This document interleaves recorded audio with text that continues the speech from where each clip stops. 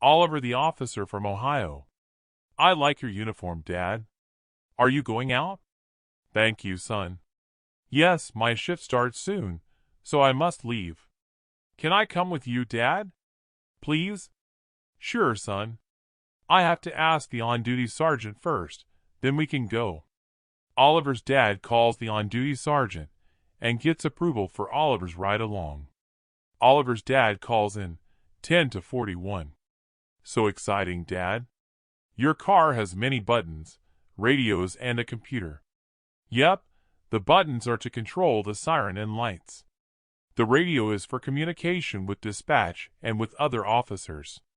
The computer is to check people's and cars' records, upload pictures of crime scenes, and record witness statements. Are we going to catch some bad guys, Dad? If someone breaks the law, then police will intervene and stop them, son. Police are not out to catch people. Our mission is to serve and protect the public. But why do people break the law, Dad? There are many reasons why, son. It just depends on the circumstances. It could be as simple as an illegal parking, where someone who does not have a handicapped parking permit parks in a handicapped parking spot. It could also be a much serious offense, like robbing a bank or threatening other people with a weapon.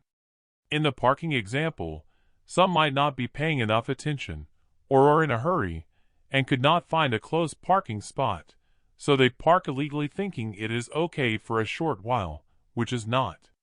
In the case of the bank robbery, the thief or thieves want to get money the easy way by taking other people's money, instead of working and earning their own money.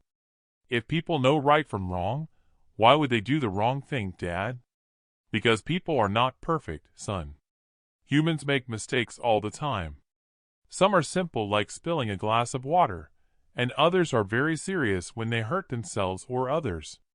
For people to live together in a society like ours, we put laws or rules that we agree on so we and everyone else is protected and can live in peace with others.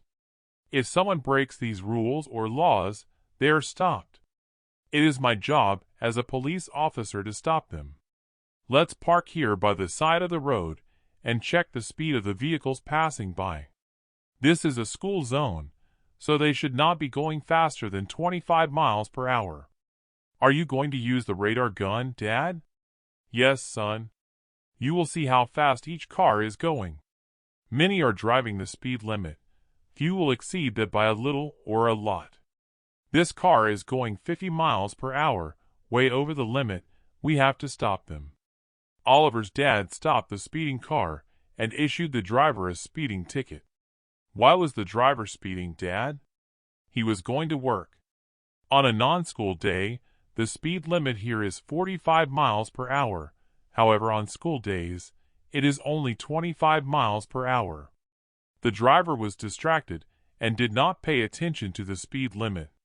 Speed limits are important because they are designed to save lives and protect people in cars and on streets, especially around school zones. Suddenly, a call on the radio goes out. 10 to 32 on Elm and 10th Street. 10 to 39. All units close by respond. What is going on, Dad? I don't know what these codes mean. 10 to 32 means someone is pointing a gun at someone else, and 10 to 39 means we need to put the siren and lights on when we respond to this incident. Oliver's dad puts the siren and lights on and speeds towards the address passed on by dispatch. They arrive and find 2 other police cars already on the scene. What is going on, Dad? Stay in the car, son. Looks like a guy is having an argument with another guy and is threatening him with a gun. Oliver's dad goes out of the car and takes his gun out. He shouts at the guy with the gun to put the gun down. The other officers do the same. The guy refuses to do that, so the cops use the taser. The guy falls to the ground, and the police come around and handcuff him. They put him in one of the police cars. They take the gun and put it in an evidence bag. The officers then interview the witnesses in the area about what happened and take their statements. Oliver's dad returned to the squad car where Oliver was waiting. I saw you use a taser on the guy, Dad. How does the taser work? The guy fell to the ground as soon as you hit him with it. The taser is an electrical device, son. It shoots out 2 darts with wires attached to the taser. These darts stick to someone's body, and electricity flows through the wires to stop a suspect from running away. It shocks the person who gets tossed. How often do you use the taser, Dad? It depends on the situation, son. If the suspect is not cooperative, or not listening to what the police are asking them to do, or if they are endangering themselves or others, then we must intervene and use the necessary force to stop them. In this situation, the suspect was very angry and did not listen. However, we noticed the gun he was carrying was not real, so we decided to use the taser to subdue him. If he pointed the gun at us and we felt we or others were in danger, we would have had to use our guns. Situations like these are very dangerous. Why would that guy use a gun to threaten another person, Dad? When normal communications between people fail, or when people don't know how to resolve their problems in the civil and right ways, they think they can take things into their own hands and use force against others. If someone has a problem with someone else, they can talk to them, or ask a lawyer to help them solve the problem. They can call the police and file a complaint. In a civil society where there are laws and rules that govern what people can and cannot do, people should use these laws to resolve any disputes they have with others. There will always be differences and disputes among people everywhere and all the time. It is the nature of the world we live in. Resolving these differences and disputes should be according to the laws.